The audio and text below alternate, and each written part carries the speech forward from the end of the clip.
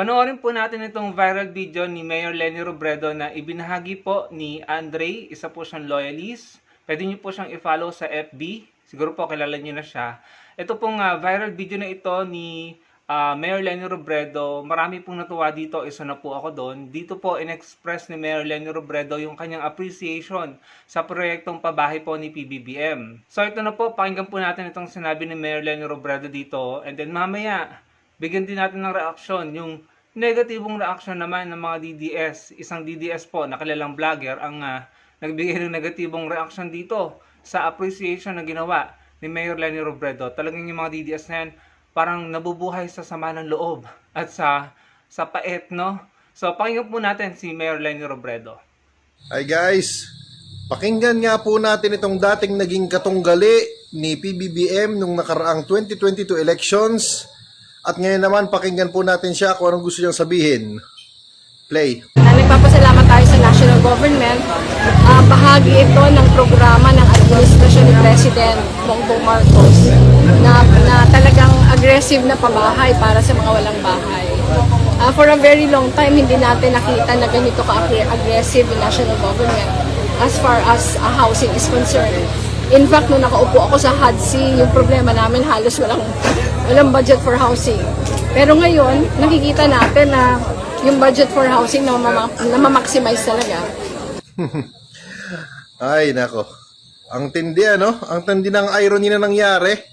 Kung sino pa noon yung nakatunggali ni PBBM noong 2022, yun pa ngayon ang pumupuri sa mga magagandang ginagawa niya. Ayun mga kababayan, no? So ako po bilang kakamping, natuwa din po ako dyan dahil talaga namang pong pinapakita ni Mayor Leni at ni PBBM na sila po ay nagsaset ng magandang example sa ating mga Pilipino.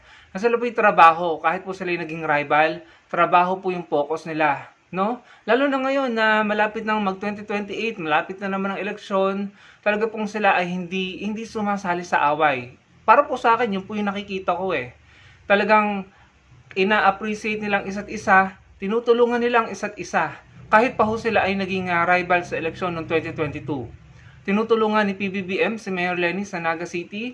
Ganoon naman si Mayor Leni, syempre hindi naman siya national, ginagawa niya yung best niya para makatulong kay PBBM sa nasasakupan naman ni Mayor Leni Robredo. Syempre, yung nasasakupan ni Mayor Leni Robredo, Naga City, sakop din niya ni PBBM dahil siya yung presidente. So bilang si Mayor Leni yung mayor doon, kung ano yung magagawa niyang best sa Naga City, ginagawa niya bilang tulong niya sa national government ni PBBM. Ganon din naman si PBBM, nagbibigay ng tulong sa Naga City. Hindi lang yun, mga kababayan. Natutuwa din ako at nagpapasalamat kay Mayor Leni Robredo dahil nag-put up sila ng angat buhay na tumutulong din sa national government.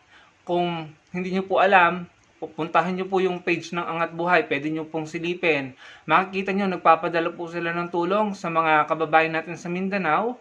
Yan po, ang kagandahan dyan, hindi po gumastos sa Mayor Leni ng pondo ng gobyerno. Galing po sa mga volunteer at partners nila ang kanilang ginastos dyan para makapagdala ng tulong sa ating mga kababayan dyan sa Mindanao.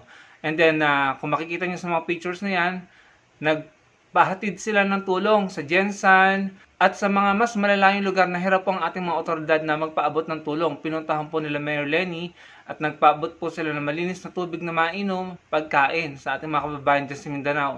Sa kabila po niya na ginagawa ng Angat Buhay nila Mayor Leni ay kinukutsya pa ng mga DDS, no? Yung kanilang ginagawang pagtulong. So ganun po kasi yung mga DDS. Yung tumutulong, kanilang nilalait, yung mga hindi tumutulong, gaya ni Bato, nagtatago. Ewan ko kay Sara Duterte kung tumulong na, no? Yun ay pinupuri nila at ginagawa nilang bayani, no? Anyway, gusto ko lang pong ibahagi sa inyo na yung pagtutulungan ng gobyerno natin ni Mayor Leni Robredo, kahit papaano, malaking tulong po yan sa ating mga Pilipino. At yung pagpapakita ni Mayor Leni Robredo ng appreciation kay PBBM, yan po ay simbolo, mensahe na tayo mga Pilipino ay may mapapala, may makakamit at uunlad kapag tayo nagtulungan at iwasan po yung pakikipag-away, no? At bumoto po ng mga leaders na matitino at hindi po yung kagaya nung binoboto ng mga DDS, ng mga miyembro yata ng sindikato, nasakop na ng sindikato ang ating gobyerno nung panahon ng poon ng mga DDS, ano? So wag po tayong gumaya sa ganun. Gusto ko lang din po ibahagi sa inyo na si Mayor Lenny ay nagpatayo sila yung kanilang angat buhay ng mga bagong classroom. Ayan, recently po yung pinapakita ko sa inyo, mga bagong classroom po yan. Pero noong 2022, 2023, 2024, 2025, ang dami na po nilang napatay yung mga classroom at mga dormitoryo para sa mga estudyante na malalayo po ang tirahan sa kanilang eskwelahan. And yung recently, namigay din po sila ng mga sewing machine para sa ating po mga nanay, mga mananahe, para pangkabuhayan naman po, livelihood. Yung mga dating pinamigay nila, mga fiberglass na bangka, mga tricycle, nagtuturo sila ng mga skills para makatulong sa ating mga kababayan Pilipino.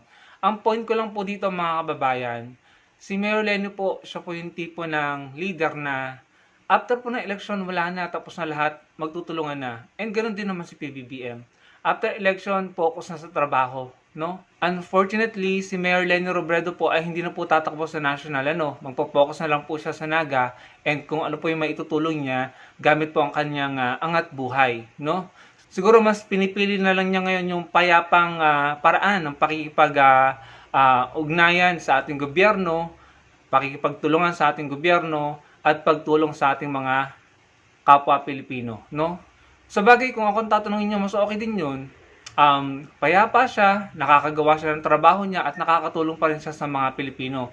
Kaya nga po hindi ko maintindihan nung nagsalita si Mayor Lenny Robredo ng kanyang appreciation, papuri kay PBBM sa pinatay yung mga pabahay ni PBBM.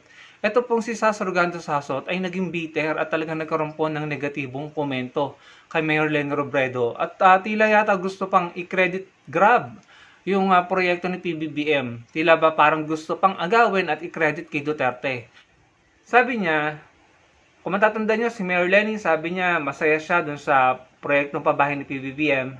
Sabi dito ni Sasa Rogando Sasot, Lenny Robredo praises BBM for what she calls aggressive concern for housing. Itong sabi ni Sasa Rogando Sasot, Ateng, kaya aggressive at nagkaroon ng bonggang budget because nagkaroon na ng Department of Human Settlements and Urban Development which the Duterte administration considered a priority.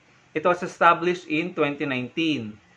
So, yun mga kababayan, nagpakita po ng negatibong reaksyon si Sasa Rogando Sasot na hindi makauwi dito sa Pilipinas. No? Nasa China yun eh. Yun po yung huli kong pagkakaalam sa kanya. Ang sa akin lang naman, bakit mo kailangan pambanggitin si Duterte dito? Wala namang binanggit si Mayor Lenny Robredo na negatibo, in-appreciate lang niya yung ginagawa ng gobyerno ng admin ni PBBM na nagiging mabilis at nakapokus and aggressive sa pagpapatayo ng mga pabahay sa mga Pilipino. Ang problema dito sa mga DDS na ito, gusto laging isingit yung kanilang puon na si Duterte na para bang kung ano yung nagagawa ng kasalukuyang administrasyon, gustong i-credit kay Duterte na dapat kay Duterte tayo magpasalamat. Samantalang bagong administrasyon na ang gumagawa at nagbibigay ng pondo. Hindi po ba mga kababayan? So umiiyak sila ngayon kasi si Mayor Lenny Robredo ang pinupuri si PBBM. 'Di ba? Kung matatandaan niyo, si Mayor Lenny Robredo naging Vice President ni Duterte. At tumayo din siyang chairman yata ng HADC. Doon nalaman ni Mayor Lenny Robredo na kapos ang pondo. Kasi nga tumayo siyang chairman ng HADC. Siya mismo nakita niya na hindi ganong nagbibigay ng pondo ang gobyerno ni Duterte para magpatayo ng pabahay. Ngayon, nakita ni Mayor Lenny Robredo yung kaibahan. Nakita niya na nagbibigay ng pondo, sapat na pondo ang gobyerno ni PBBM, agresibo sa pagpapatayo ng pabahay, at basically, na-appreciate lang ni Mayor Lenny Robredo.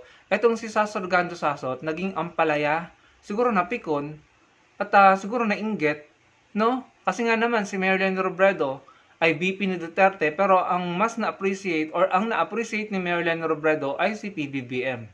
So siguro nainggit siya, napikon, 'di ba?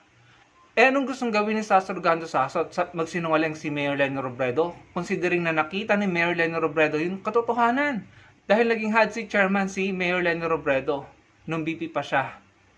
Tsaka, kung maalala niyo mga kababayan, meron pong documentary si Cheche Lazaro yata ito. Yung isang reporter na pinakita yung mga pabahay na tinayo ni Duterte na tinubuan na ng mga lalaking damo at substandard sa isang lugar sa Rizal yata, if I'm not mistaken. Kapag nakita ko yung picture, ipapakita ko sa inyo. Reporter's notebook yata yun. Na tinubuan na ng mga talahib, sira-sira ang mga pinto, hindi naman po napakinabangan ng mga Pilipino. Nag-aksaya po ng pondo ang gobyerno. Ipapakita ko sa inyo mga pictures, no? Pwede nyo hanapin yan. Video yan documentary.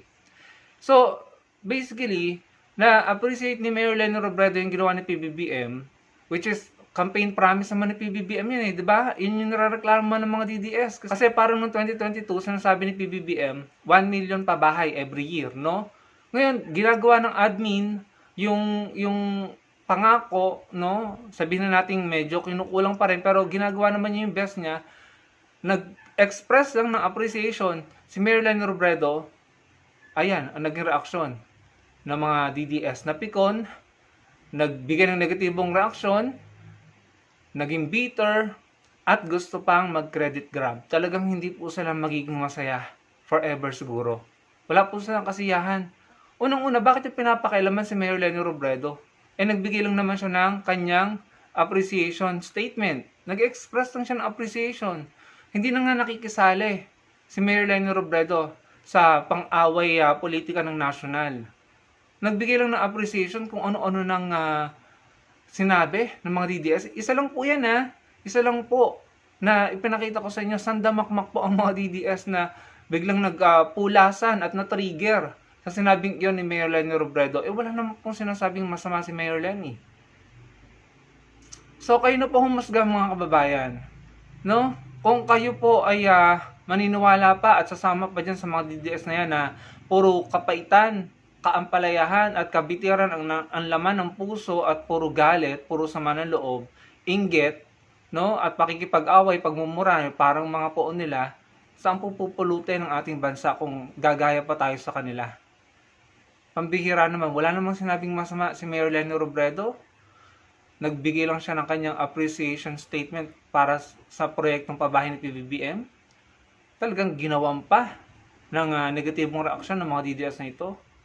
Wala na yung poon nyo, mga DDS. Irrelevant na yung poon nyo. Nakakulong na nga Huwag nyo na ipasok sa eksena. Huwag nyo na isingit. No? Hindi naman siya yung topic ni Mayor Leni Robredo Si PBBM naman yung kanyang pinapasalamatan Hindi niya nga binanggit si Duterte. Tsaka parang wala naman siyang pakialam kay Duterte. No? Wala siyang pakialam sa nangyayari sa inyo mga DDS. No? So kung nagbibigay siya ng statement, lalong-lalo na kung hindi para sa inyo, bakit kailangan niyo pang mag-react?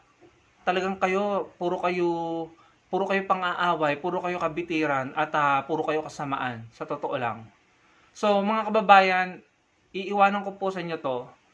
Kung magiging ugaling DDS tayo, yan si Mayor Leni at si PBBM, hindi po sila magiging productive sa kanilang mga trabaho. Kung puro sama ng loob at away ang kanilang aatupagin, hindi po sila makakapag-function bilang mayor at bilang presidente. At kung puro, alam niyo yun, bangayan sa politika ang gagawin ni PBBM at saka ni Mayor Leni, wala pong mapapala ang bansa natin. Tayo po'y lulubog ng lulubog. Huwag na po tayong sumama sa mga DDS at sa mga poon nila. Palubog na po sila. Sila po ay, kumbaga para po sa akin, dapat hindi na po sila pinapansin. Irrelevant na Para silang mga basura, sa totoo lang. Sila po ang nagiging sakit at problema ng ating lipunan, mga kababayan. Imagine, wala namang sinabing masama. Hindi naman binanggit si Duterte. Talagang na-trigger ang mga DDS. Nagalit. Hindi lahat ng usapan sa Pilipinas ay tungkol sa mga Duterte, mga DDS. Huwag nyo nang ipasok yung poon nyo. Irrelevant na. Nakakulong na nga. Wala nang saysay. No? Hindi na siya gusto ng mga Pilipino dahil na bulgar na ang kanyang mga baho at kasamaan. So, yun lang mga kababayan. Hopefully sa 2028, magluklok po ulit tayo ng presidente, mga mayor, mga congressman, senador na magpo-focus sa trabaho at hindi po magiging tuwali at magiging maka-Pilipino, maka-Pilipinas, hindi maka-China. Yung iaangat po ang buhay nating mga Pilipino at ang Pilipinas, hindi po yung ilulubog tayo. Mag-focus po tayo. Kitang-kita natin yan. Sa Senado, yung Gatchalian Block, focus na agad sa trabaho nung nabawi nila ang majority. Nung panahon ni Cayetano, mga Duterte China Tours, puro away, puro gulo, puro drama, puro Senateflix, puro ewan ko, nagbarilan pa, 'di ba? Naghabulan pa. Nangyari lang yan sa panahon ng mga DDS China tours. Pero nung Gatchalian Black na, pro-Pilipino, ayan, back to work na sila. Ganun din po sa Congress. So alam na po natin, dapat at this point in time, alam na po natin kung anong gagawin natin at kung sino ang mga iluluklok natin sa 2028, yung mga nagtatrabaho para sa Pilipino. Salamat po sa inyong panonood mga kababayan.